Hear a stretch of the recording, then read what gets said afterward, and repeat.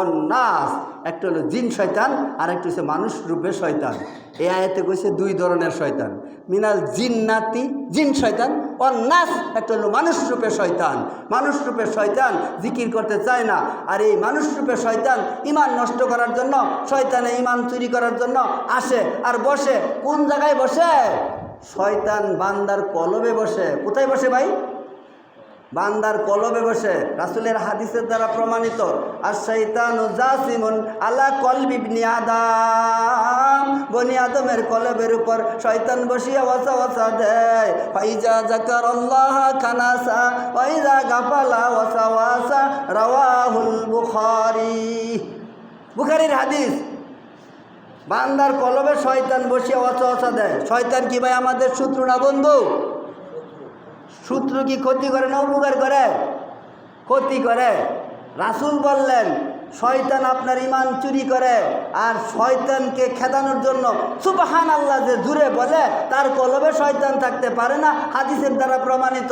আপনি ভালো করে বোঝার চেষ্টা করেন, যে ব্যক্তি সর্ব অবস্থায় জিকির করে তার কলবে শয়তান থাকতে পারে না, আর যে ব্যক্তি জিকির করে না তার কলবে শয়তান থাকে, ওয়াসওয়াসা দেয়, ধোঁকা দেয়, শয়তানে খালি খারাপই করাইতে চায়।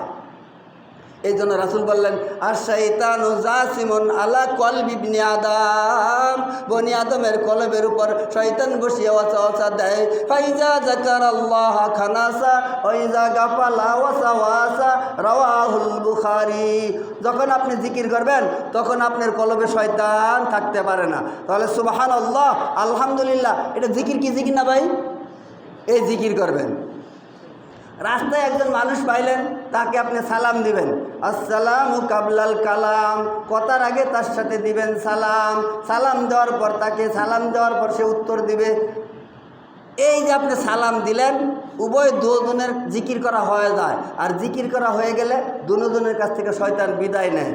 সালাম দিলে রহমত, শান্তি। আপনি যে সালাম শিখছেন রহমত নাই, শান্তি নাই, অশান্তি।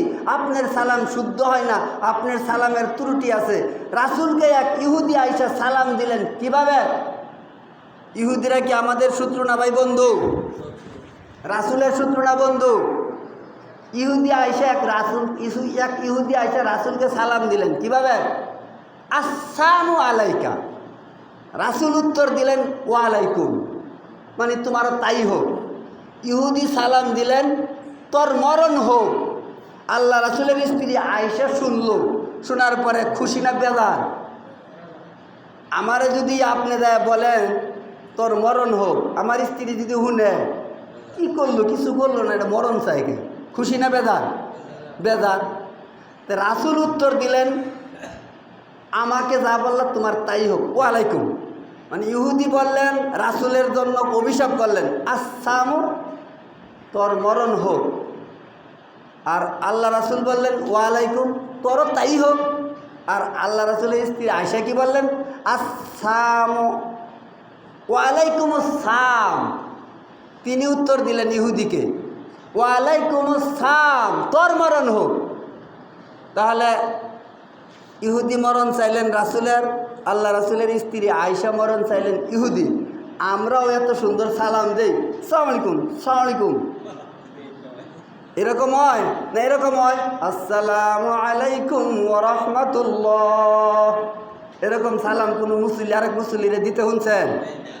কীরকম সালাম? আসসালামু আলাইকুম, আসসালামু আলাইকুম। দেয় কি দেয় না? এটাই বেশি। আসসালামু আলাইকুম ওয়া রাহমাতুল্লাহ, আপনি উত্তর দিবেন কি? ওয়ালাইকুম আসসালাম। মানে এই সালাম যে আসসালামু আলাইকুম, ওয়ালাইকুম, শেষ। এই দুইজনের সালামের মধ্যে কি নাই? শান্তি নাই। কি নাই? শান্তি রাখছে ইসলামের ভিতর, তুমি শান্তি তালাশ করো এনজিওর ভিতর। শান্তি রাখছে দিনের উপর, তুমি শান্তি তালাশ করো দুনিয়ার উপর। শান্তি দিনের উপর রাখছে, দিনের উপর। আপনি শান্তি তালাশ করেন দুনিয়ার উপর। শান্তি রাখছে ইসলামের ভিতর, আপনি শান্তি তালাশ করেন এনজিওর ভিতর। আজকে শুক্রবার জুমার দিন, আপনারা এখনও আসতে আছেন, আপনারা কিভাবে জুমার সলাতের নেকি পাইবেন? আপনারা জানা থাকলে বলেন তো দেখি, মসজিদে সর্বপ্রথম যে ঢুকে তাকে কি নেকি দেওয়া হয়? হ্যাঁ, যে সর্বপ্রথম ঢুকে তাকে কি নেকি দেওয়া হয়? উট কুরবানি